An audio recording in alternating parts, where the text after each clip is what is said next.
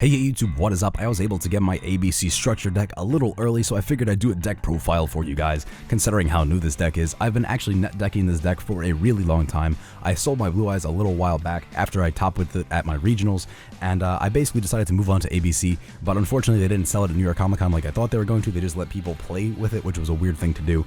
But now that I actually have the deck in my hand, I decided to do a deck profile for you guys. The deck is probably going to change once Invasion of Venom comes out because there are cards like Dimension Barrier which become staple in this deck at that point. So maybe I'll do a new deck profile in a week or two so you can see how the deck changes once Invasion of Venom drops. But for now, here's my deck profile, seeing as they have just come out. I run 2 Max C because this card enables you to do too much. I can really see why it's semi-limited. Basically, you either have your opponent go off and you get a shit ton of cards to your hand, and then you can OTK them from there because you gain enough hand advantage that you just blow them out of the water, or you stop them from doing any plays, you get a card or two to your hand, and then they make a subpar field that you could pretty much blow through with your now 7-card turn 2 hand. So it enables too much, and I could see why it is semi-limited. As for the new Union monsters, which pretty much are the bread and butter of this deck, I run 3 A Assault Core, I run 3 B Buster Drake, and I run 3 Sea Crush Wyvern. Now, some people say you can run 2 A Assault Core or 2 Sea Crush Wyvern. I really don't like that. I feel like that's a hit to the consistency of the deck, especially if you run something like Desires. You want as many copies of these cards as possible, and I don't see a reason to run any less than 3 of them. If you're going to run 3 ABC Dragon Buster in your extra deck, why would you run 2 of the card that enables you to go into 3 of those monsters? It basically would stop you from being really powerful late game, especially if you only have 2 copies of this card and then you use Desires and banish both. So it really is imperative that if you're running something like Desires like I am, that you run 3 A Assault Core, 3 B, and 3 C. These cards are actually pretty nuts, and I really don't understand why people want to run 2 of them, because A Assault Core, B Buster Drake, and Sea Crush Wyvern can equip themselves to another light machine type monster, and they gain special effects depending on which one you equip. If you equip A, that monster is now immune to monster effects. If you equip B, it is immune to spells, and if you equip C, it is immune to traps. And that's not their only effects either. They can actually special summon themselves from being equipped, except for the turn that you equip them with their own effect. It enables your rank 4 plays, and on top of that, they all have effects when they go from the field to the graveyard, which makes them a really big threat, especially considering the fact that when they go to the graveyard, you can actually use them as fodder to bring out ABC Dragon Buster. If A is sent from the field to the graveyard, you get to add a Union monster from your graveyard to your hand. If B is sent from the field to the graveyard, you get to add a Union monster from your deck to your hand. And if C is sent from the field to the graveyard, you get to special summon a Union monster from your hand. So you can see how they all work in tandem to bring each other out and basically just put themselves on the field, make a rank 4, and then put ABC Dragon Buster right next to it. It enables too many plays, and using Tsukiyomi with these cards is actually pretty nuts. You basically just get a free ABC Dragon Buster and a couple of traps to set to stop your opponent. And then for my rank 4 enablers, I play 3 Photon Thrasher. I feel like 3 is the perfect number. Some people run 2 and then 3 Gold Gadget, 3 Silver Gadget. I think 3 Photon Thrasher is the better one, especially considering the fact that this card is a 1 card out to Kieran. Basically, you special summon this card, go to your battle phase, attack their Kieran. If they decide to bounce Photon Thrasher, you go, okay, they basically just wasted their Kieran. On the main phase 2, you special summon your Photon Thrasher back because you just need to control no monsters on your side of the field. It's not a once per turn, so you just special summon this back, go off from there, use ABC Dragon Buster to banish their Kieran, and then they don't have 1 Kieran anymore. So Photon Thrasher enables a lot of pretty good plays. I also run 2 Silver Gadget and 2 Gold Gadget. I like these cards at 2. Some people run 3 of each, and I can understand why, especially if you run something like Desires, but I feel like 3 of each of these makes me brick too much. I really do like them though, because when they're normal or special summon, you get to special summon another machine type monster from your hand, which is usually one of your Union monsters, and then that special summon triggers something like Union Hanger, and you get to add a lot of cards from your deck to your hand, put a lot of cards on your field, and basically go into ABC Dragon Buster. They also have the effect of if one is destroyed, you can special summon the other. So if silver is destroyed, you can special summon gold, and then if that gold is destroyed in that turn, you can special summon silver again. And if they're normal or special summon, you still get to bring out any other machine monster from your hand, which is actually pretty silly. And that's it for my 18 monsters, and now onto my 18 spells. I run 3 Union Hanger. This is probably one of the best enablers in this deck. This allows you to go off more so than actually having the Union monsters in your hand. If you have just this card in your hand, you can pretty much guarantee you're going to have 2 of the 3 cards you need to make ABC Dragon Buster. All you need to do is activate Union Hanger, then it basically becomes Rhoda. You add A, B, or C to your hand, then you normal summon the A, B, or C, Union Hanger activates again, and then you get to equip from your deck another one of the Union monsters. So you can pretty much guarantee 2 of the 3 on the field, and then you can actually XYZ with those cards, putting the one that's equipped in the graveyard, having its effect trigger, and then going going off from there. If you equip something like B Buster Drake, you can then search the last card you need to your hand, make a Tsukiyomi, and then send that card to the graveyard and draw 2 brand new cards and put an ABC Buster on the field. Union Hanger is just too good in this deck, and it really is a reason why people decide to main deck Ghost Ogre. So basically, upon seeing this card being put on the field, people will just Ghost Ogre it on your turn, and having this card hit with Ghost Ogre definitely does hurt. I also run 3 Terraforming just so I can get to my Union Hanger faster. It is too good not to run 3 Terraforming. That's how strong this card is. Some decks like Cosmos tend to run 2 Terraforming or 1 just to, up their consistency. 3 Terraforming is a necessity in this deck just so you can get to your Union Hangers that much quicker. So 3 Terraforming I feel like is very necessary in this deck just to basically up its consistency and guarantee your turn 1 Dragon Buster plays. And speaking of consistency, I run 3 Pot of Desires in this deck.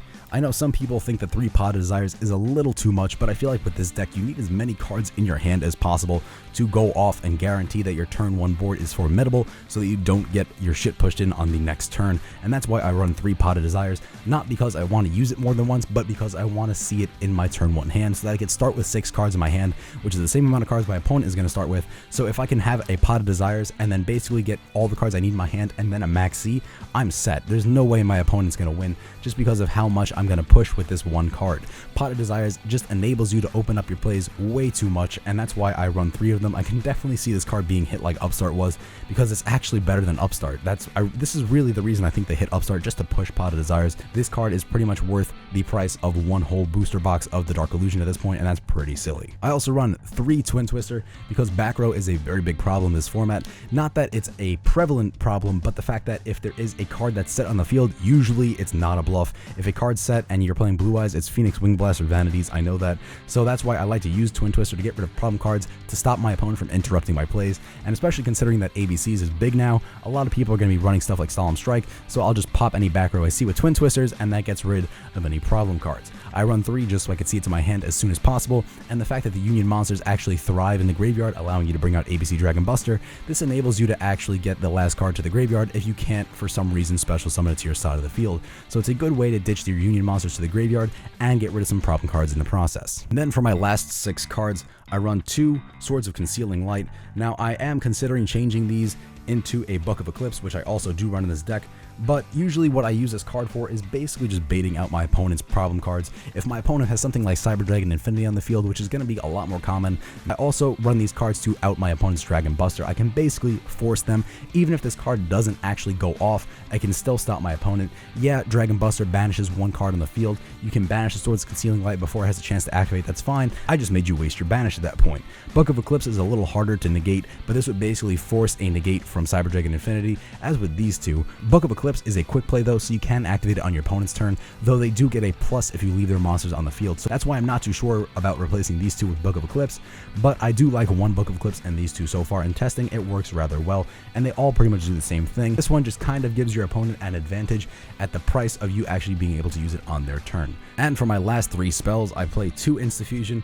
I feel like 3 is too much in this deck and it leads to brick hands. Even though I do run Desires, I don't want to use Instafusion all that often. Usually I'll use this to push for game or to put up a formidable turn 1 board, but after I use 1 Instafusion, the other one is dead, so I don't want to run 2 other dead cards in my deck. I'd rather have 1 dead card in my deck, and usually I'll banish the dead Instafusion off of something like Pot of Desires, so I don't like to run 3 of them, and then I play 1 Raigeki, just because this is such a problem card for a lot of decks in this format. If your opponent leaves Blue Eye Spirit on the field, you use Raigeki, it doesn't matter if they tag out, you basically just wipe their board, and then if ABC Dragon Buster is on the field, you force the tag out with it, and they do bring out their Union monsters, but then they go immediately to the graveyard, so it doesn't even matter. You can OTK from there. Their effects do trigger, but it doesn't matter because they can't really bring out too many cards to their field. They can only probably bring out 1 card off of Sea Crush Wyvern, so Raigeki does put in a lot of work. And now onto my 6 traps. I play a lot of 1-ofs because I don't have 3 strikes, and I'm not too sure I actually want to run the strikes. I think I'm going to run Dimension Barrier over the strikes like I mentioned earlier in the video.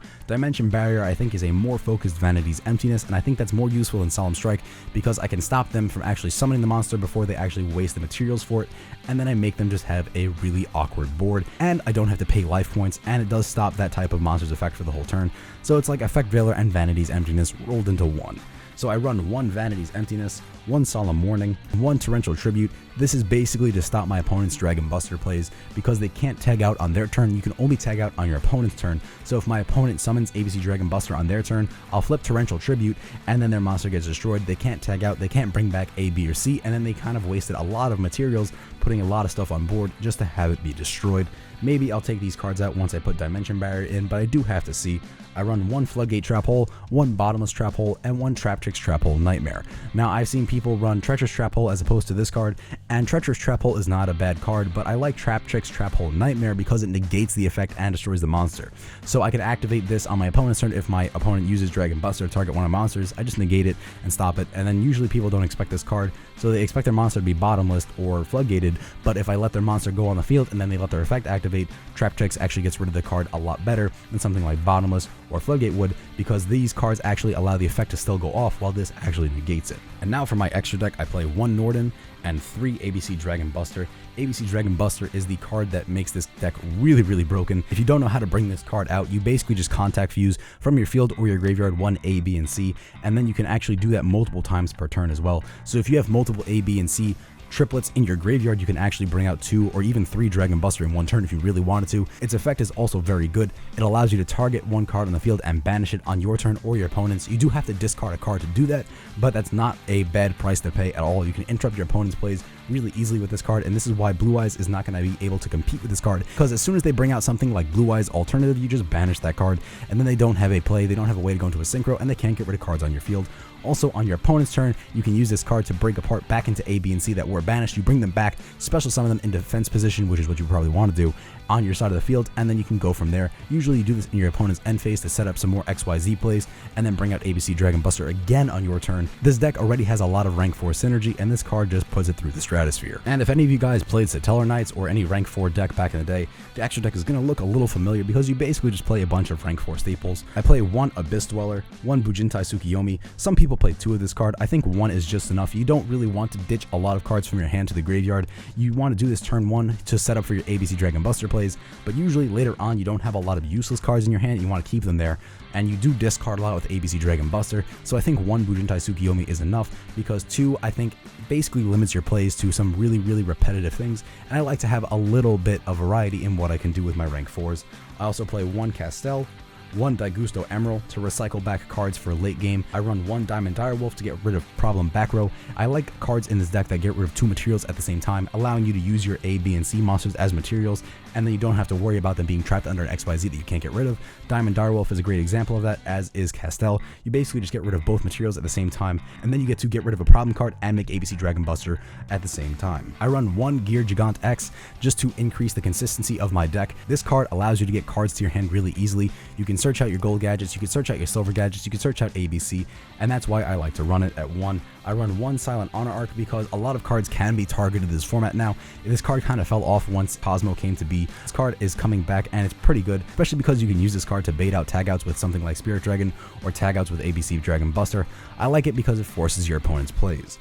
I also run the Lightning package, but I only run Utopia and Utopia the Lightning. I'm considering putting in Utopia Ray. I might take out Traptrix for this card, I gotta see, but I'm really liking how Rafflesia works in this deck, so for now I'm deciding to keep it this way. I also run 1 number 80 Rhapsody and Berserk because it stops the ABC plays. You can basically banish any problem card in your opponent's graveyard. It does stop ABCs, it does stop Blue Eyes. You could also equip it to your own monster to give it a boost, which is something that this deck does a lot. And I also run 1 Rafflesia because I really think this card is going to be pretty decent in this format.